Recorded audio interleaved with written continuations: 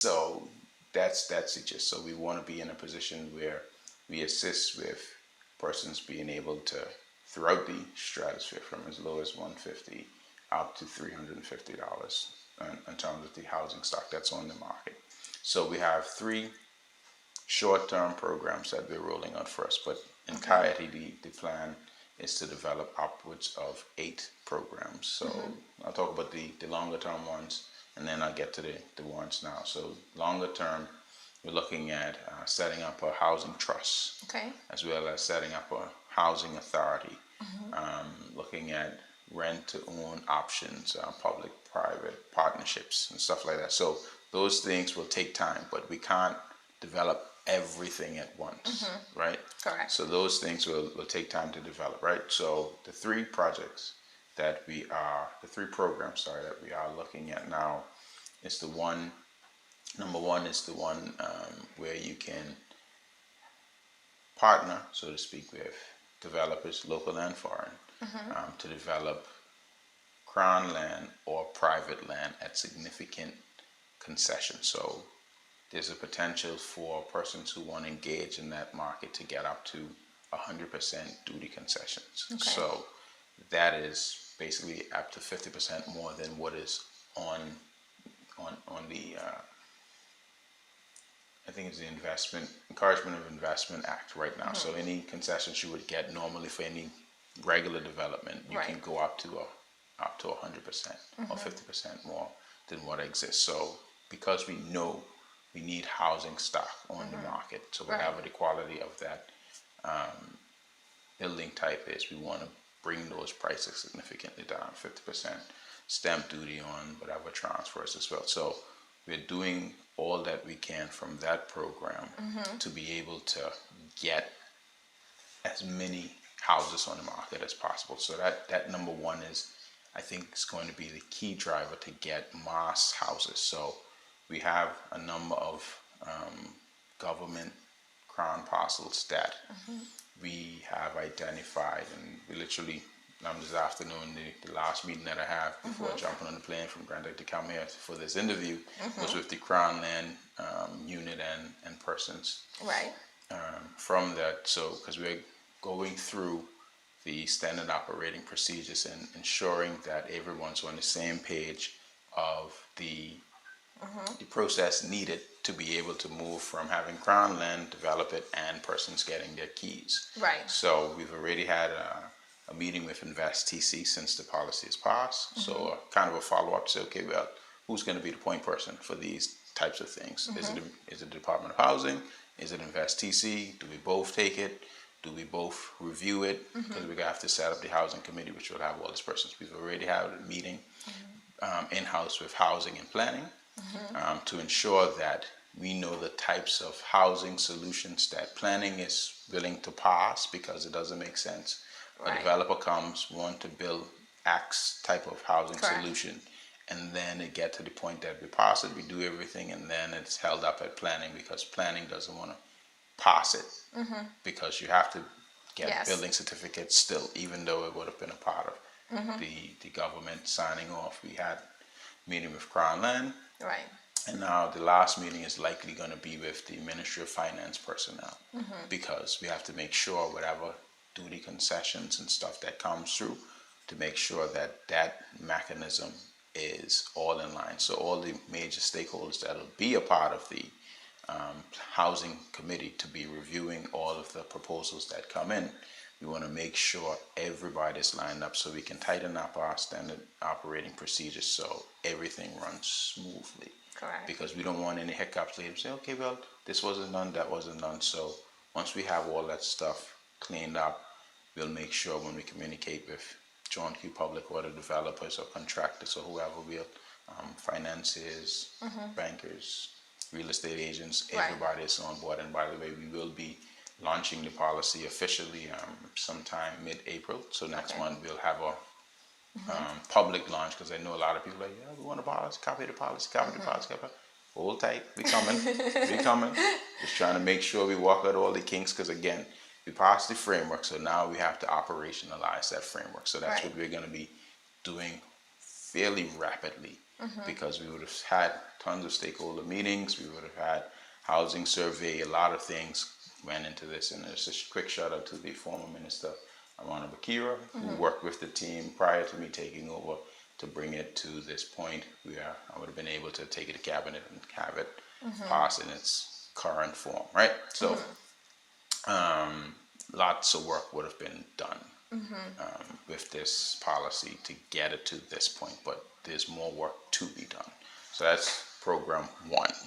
Program 2 is the home improvement program.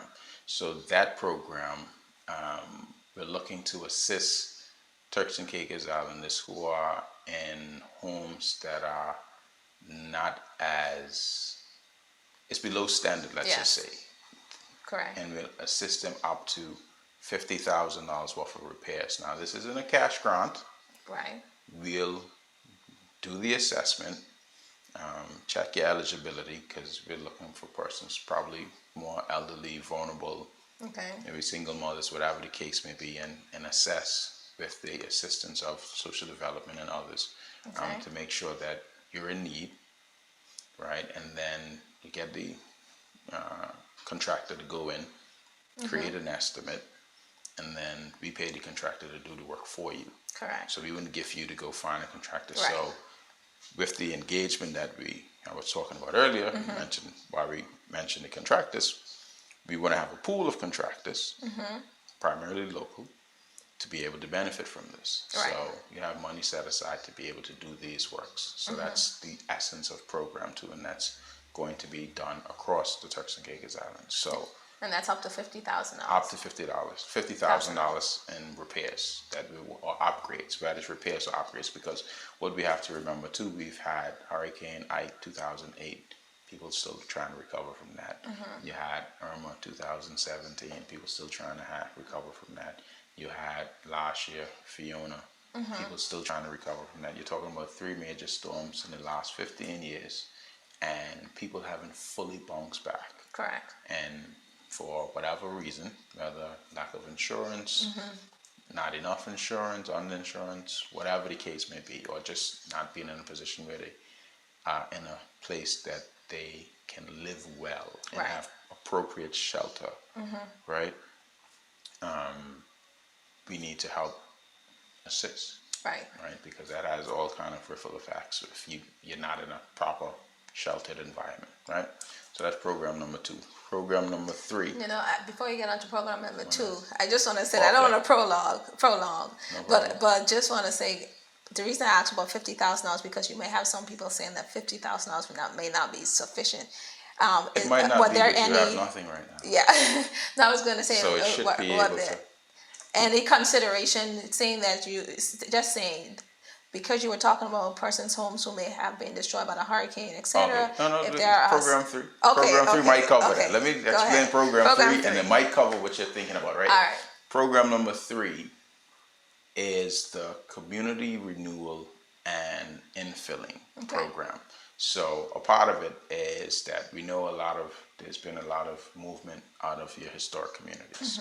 So let's say, for an example, you have an elderly person who moved out of their traditional home to live with their kids now, but they still own the land and the structure. Let's say it's a wooden structure. That person would be able to apply for us, to demolish that home, to clear the land for them, and build them a small house. Okay. Right. Yeah, that answers the question. Right. So that's program 3. So because we want to encourage persons to move back into the traditional communities, and in that instance, it wouldn't be outright building a house for free, but it'll be it's peppercorn rates for the life of that person, and then it'll be like a reduced cost to whoever inherits the home thereafter.